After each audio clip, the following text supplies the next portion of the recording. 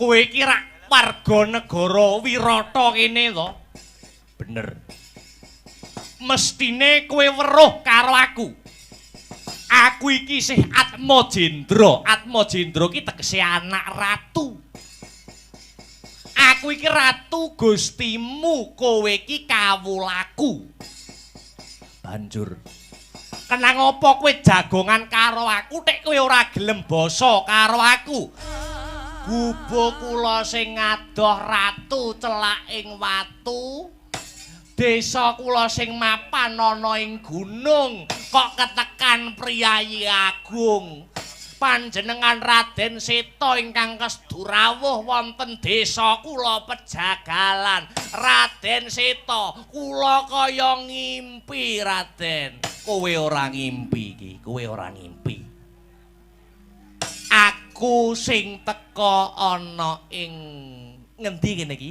Pejagalan. Lah, Pejagalan. Aku arep takon. Apa panjenenganmu ki bener sing jenenge Ki Jagal Walakas? Inggih lakar kasinggihan. Lajeng wonten wigatos menapa dene kula semu mboten pitados panjenengan tindak wonten mriki. Menawi paduka tindak rawuh wonten ing mriki paring cecala langkung rumiyin ora ketang kula godhokne tela kula bakarne jagung saged manem Brama nyugata rawuh paduka Raden Seta Buminjaya. Wis ora usah repot-repot Kyai Demang, wis ora usah repot-repot, sing prasaja wae. Nggih, bekti kula katur nggih Den. Ya wis ndak tampa iki, wis tak tampa. Ora liwat pangestuku tampanana Ki Jagal Walakas. Dalem pangestuku tampanana. Nggih pun kula tampi radi banter mawon, kuping kula radi budhek niki. Oh iya. Dadi kene iki bener ya. Sudungmu desa Pejagalan. Nggih ngaten niki, wontene nggih ngaten niki. Gubuk kula nggih mriki. Lajeng gek wonten napa to Den? Kok ngedhek-ngedheki ati kula napa Walakas niki wonten klentu napa kula niku lepat dene paduka rawuh wonten gubuk kula kendhih kumrungsunging galih kesuk panata ling kalbu daya-daya kula nyadong duka menapa ingkang dados wigati menawi wonten dosa-dosa kula menapa menawi wonten klentu lepat kula napa ngene iki ngene tekaku rene iki ora arep ana perlu karo si Jagal Walakas nanging ana perlu ya kuwi marang kula wargamu iki baku iki penting. Lah aku mesti arep dihukum iki. Ngusik to, ngusik. Aja kesusu. Aku durung rampung lehku ngomong, aku durung pundhat lehku ngucap. Aku bakal takon marang Ki Jagal Walakas. Apa bener Ki Jagal Walakas kuwi duwe anak sing jenenge Jagal Abilawa? Nggih, niku anak kula niku. Niku dlondong kula nggih niku. Anakmu. Nggih. Iya iya. Musik ta? Saiki ngene. Yen pancen si sapa? Bilawa. Aku pengen ketemu karo anakmu.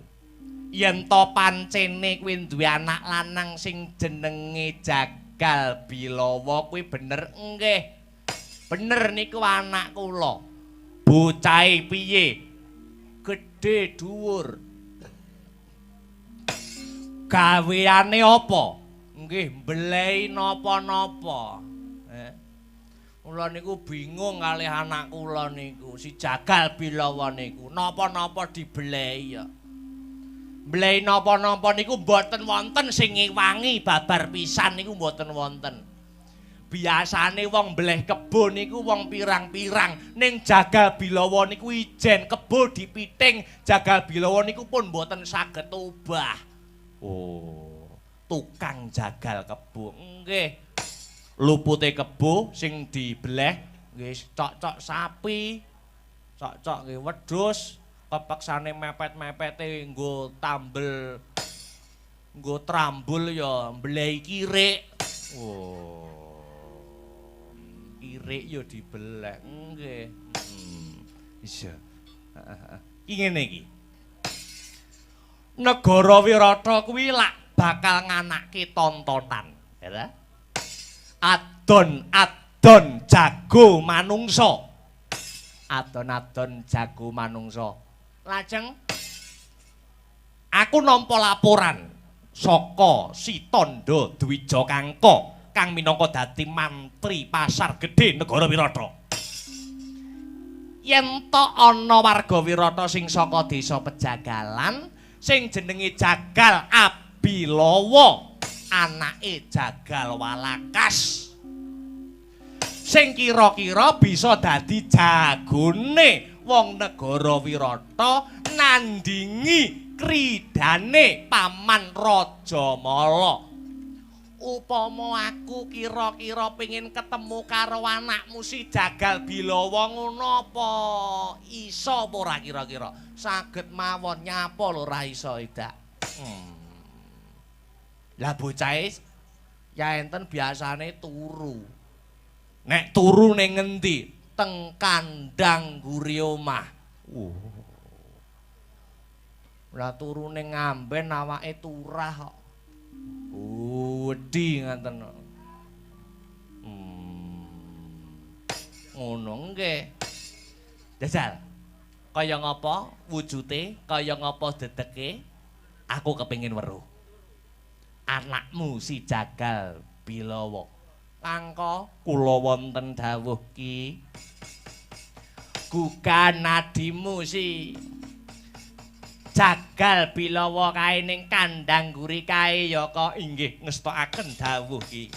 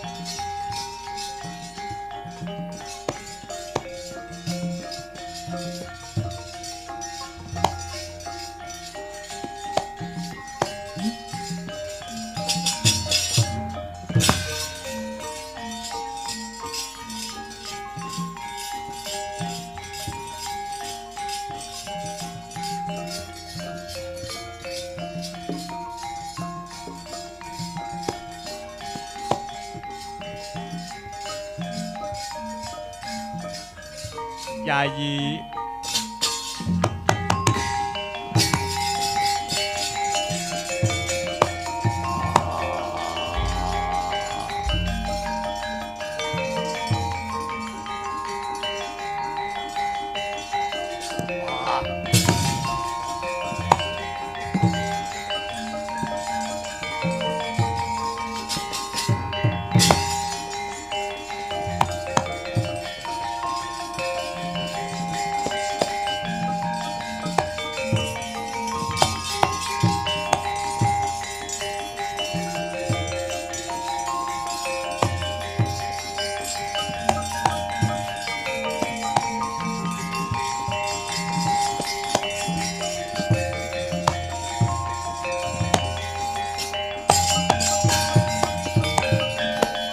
caritaning satriya linuwih kang mardi mring kautaman tan pegat mring pangestine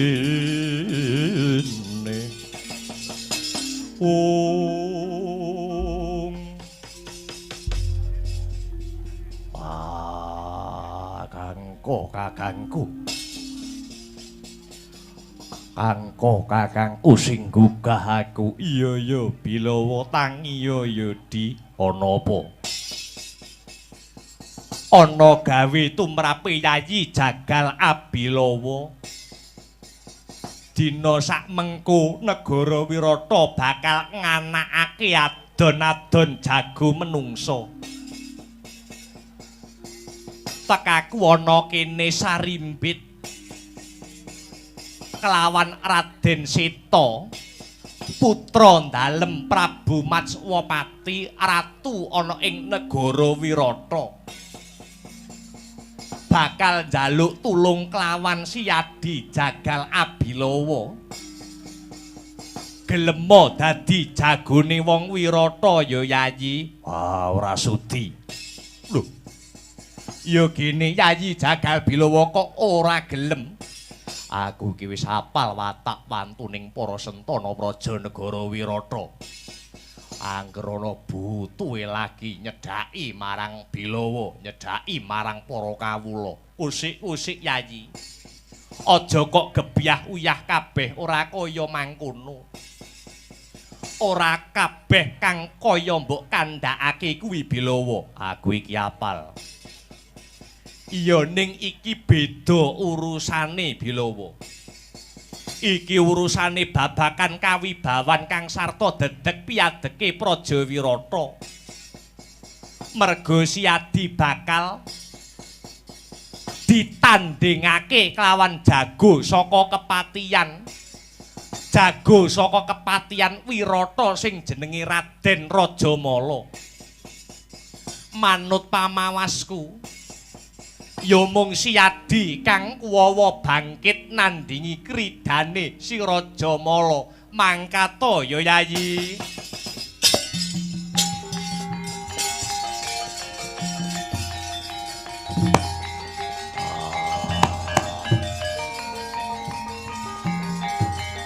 Ayo ndak kanthi nemoni Sentana Praja Wirata Raden Seta Buminjaya putra dalem Prabu Matswapati ing Wirata.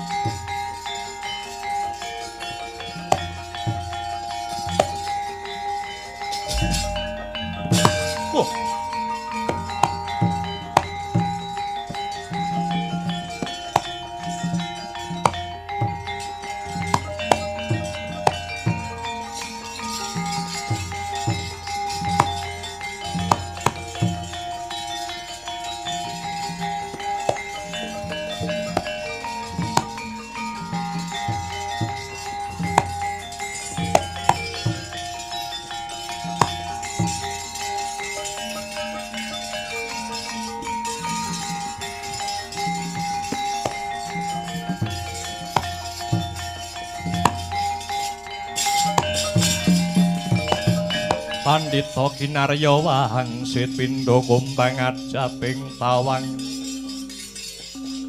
susuh ngangin ngendi nggone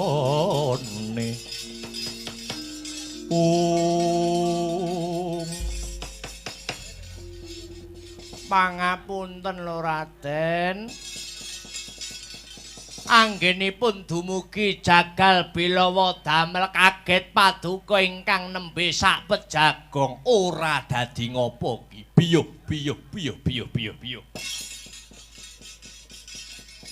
Enek wong tik gagah gedhe dhuwur pideksa godhek wok simbar jaja pating grantong otot bebayune.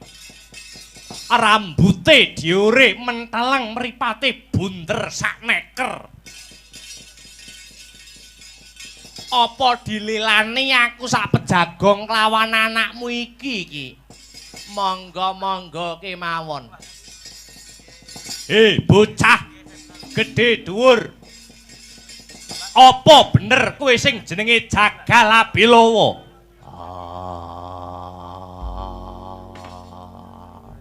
Edian. Kowe iki rak warga negara Wirata kene to? Bener. Mestine kowe weruh karo aku. Aku iki isih Atmajendra. Atmajendra ki tegese anak ratu. Aku iki ratu gustimu, kowe iki kawulaku. Banjur kenang apa kowe jagongan karo aku tek kowe ora gelem basa karo aku. Aku wiwit cilik ora bisa basa. Aku karo sapa-sapa ya ora basa. Yen pancen atimu lara ora tak basani arep nesuwa gelut apa piye. Edan. Bilawa. Lambemu sing munek-muni iki sing penak to. Ki ratu bendarane awake dhewe. Aja ngisin-ngisini. Melu nesu apa piye? Kowe wong tuwek melu nesu piye? Tak ketak ndasmu kowe. Ora. Aku ndak melu nesu kok. Aku iki nggur nuturi ngono lho. Pangapunten lho, Den, pangapunten. Pancen anak kula niku wiwit biyen kalih sinten-sinten niku nggih mboten basa nganten niki. Ya. Yen pancen mangkono ora dadi ngopo. Bilawa, apa? Ditepungake wae aku Atmajendra putra dalem negara Wirata anake Prabu Matswapati jenengku Raden Seta Buminjaya. Seta karepmu ora ya karepmu. Yo ngene iki cangkeme ndak puenak ngono to wit mau. Hah? Kok seta karepmu ndak seta karepmu iki pejabat lho le awake dhewe nggo rakyat. Nesu-nesuwa. Aku ki wonge ya apa anane kaya ngene iki. Nggih nyuwun ngapunten lho Den, ngaten iki harap maklum ngaten. Ya. Bilawa, piye?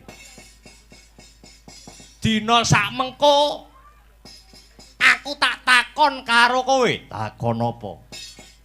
Kowe wani apa ora?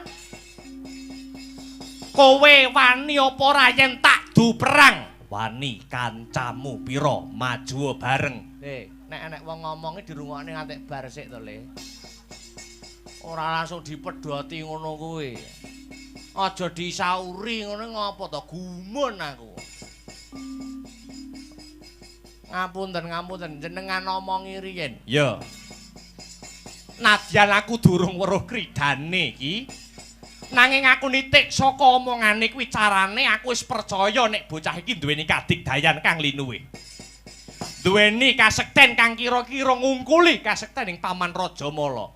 Kira-kira kok ngaten, kira-kira lho. Kowe ora musuh aku Jagal Bilawa. Musuhmu dudu aku ning kowe dadi jagoku, jagone wong Wirata, ngono. Ngadepi Raden Rajamala. Kowe wani apa ora? Aja meneh Rajamala. Dewa medun kon nggawa gaman bledhek, aku ora wedi. Kowe wani? Wani. Wis saguh dadi jagoning negara Wirata. Saguh. Pawitanmu apa? Dasarmu apa? Wawatonmu apa? Bilawa, aku dilairake ana bumi Wirata. Aku mangan ngombe bebuwang ana bumi Wirata. Diayomi dening ratu Gustiku Prabu Matswapati. Mula aku kudu nduweni lelabuhan menyang Praja Wirata. Aku dadi bocah nom aja nganti duwe paugeran negara wis menehi apa marang kowe nanging diwalik aku wis menehi apa menyang negaramu.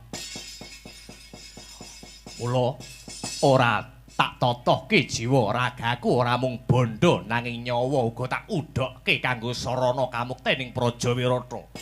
Kanggo srana jejeking negara Wirata. Edan-edanan. Arang-arang lho ki, bocah duweni penemu kapribaden kaya si Jagal Bilawa. Anak kula nggih ngaten niku, anak kula niku. Nggih ngaten niku, anak kula nggih didikan kula nggih ngaten niki. Upama kowe menang, kowe njaluk apa?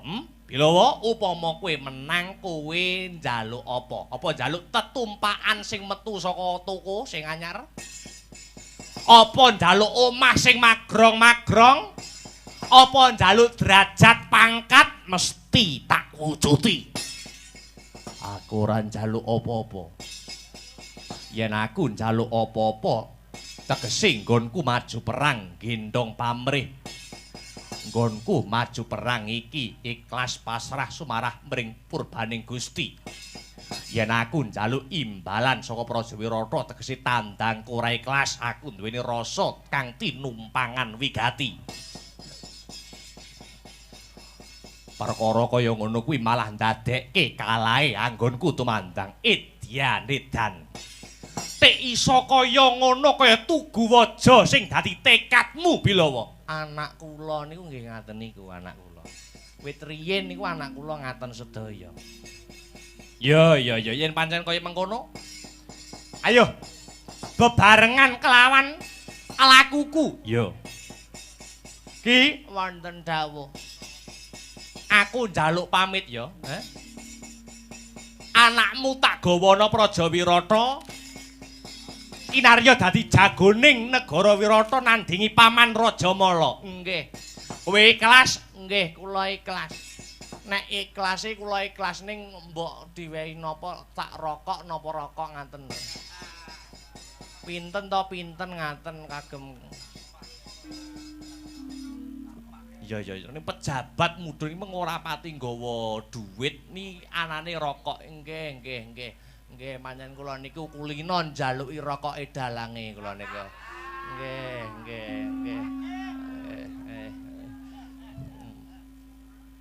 Ayo balikke ora? Balikke ora? Ora mbok balik kentes ndasmu. Nggih, pun tak balikke tiwas rokok sak cepet kurban sirah. Oh iya. Iya. Ayo Jagal Bilawa lon-lonan lumaku ana ing alun-alun negara Wirata. Ayo tak derekke.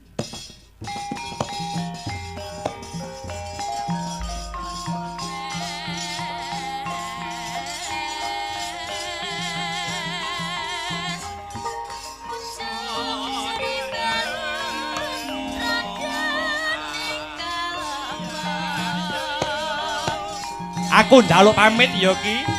Nggih, monggo nderekaken. Menawi wonten wekdal senggang katuran mampir wonten desa Pejagalan. Ya. Ampun kapok nggih, Den. Ora.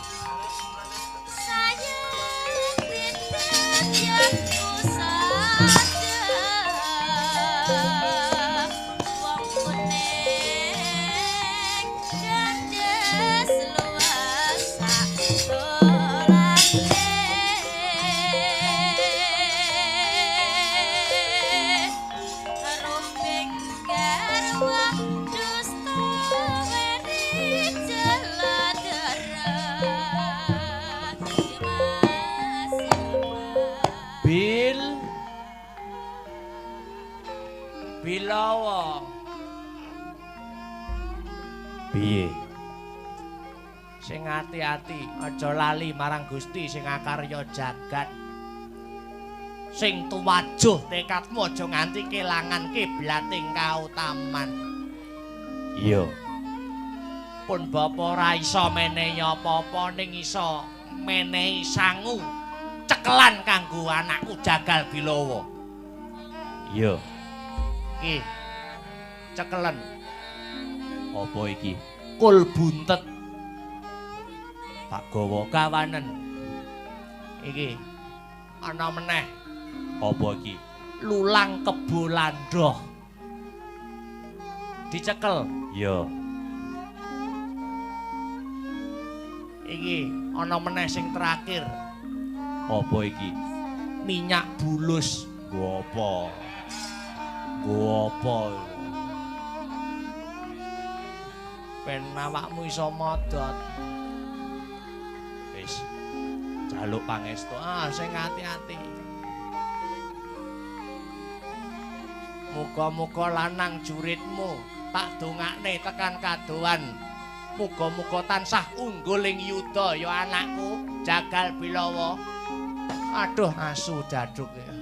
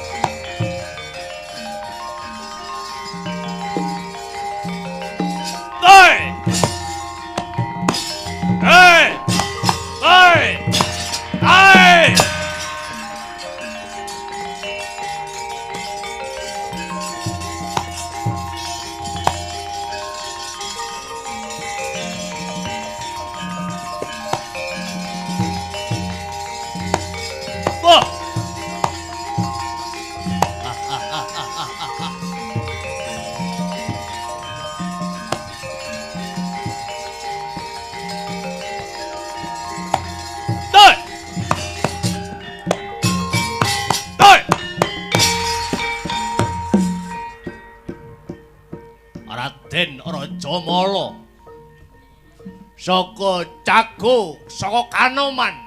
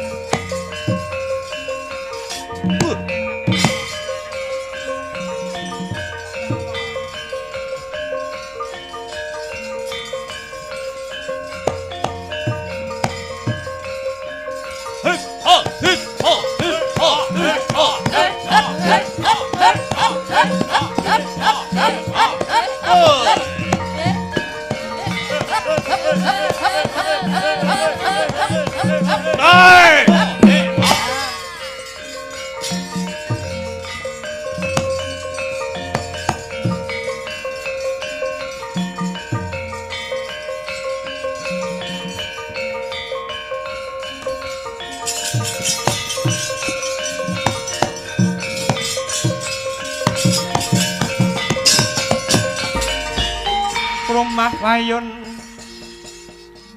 Raja Malagara rupa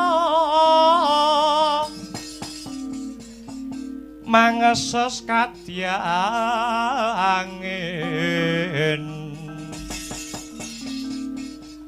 pang sempal kaprapal selo kaplasa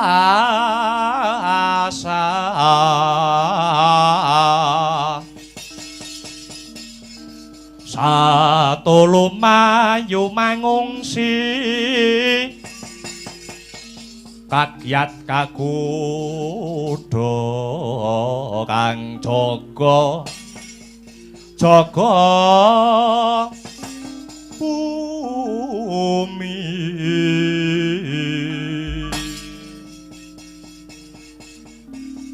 Arja manik sejatining alam kang tinuding jagat.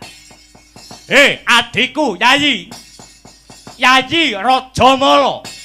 Lah dalah.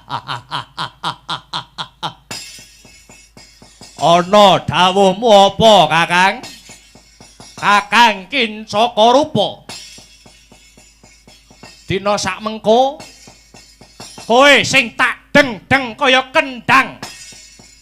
Aku ora marem yen mung dadi patih ana ing negara Wirata. Aku kudu dadi wong nomor 1. Tegese dadi ratu ana ing praja negara Wirata. Mbuh piye caraku, mbuh piye reka dayaku. Anggonku bakal nglengserake kawibawan Kakang Matswapati kang samengko dadi ratu ana ing negara Wirata. Ya Kakang, ya ngestake dawuhmu. Tontonan adon-adon jago manungsa iki kanggo srana ngrebut kawibawane Kakang Prabu Matswapati. Kowe kudu menang Rajamala, kowe kudu unggul. Ya aja kuwatir ya Kakang. Nadyan to aku manungsa nanging adimu iki tan kena ing lara nanging tan kena ing pati. Karepmu sak mangsa-mangsa aku iki mengko ning blabar kawat janget